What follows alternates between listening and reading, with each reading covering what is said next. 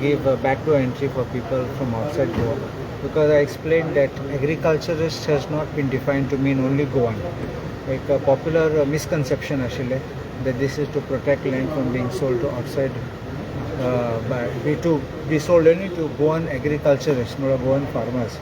So that is why I explained it clause by clause where it was the same. And government also was very receptive in seeing my point of view.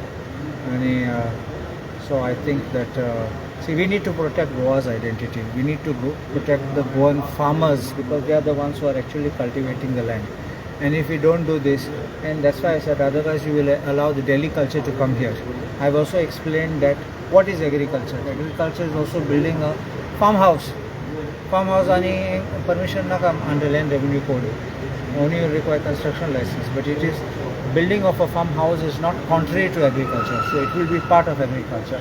And our land revenue code allows a farmhouse to be built. So that is the important thing in this act. I think you heard my debates in this. Yes.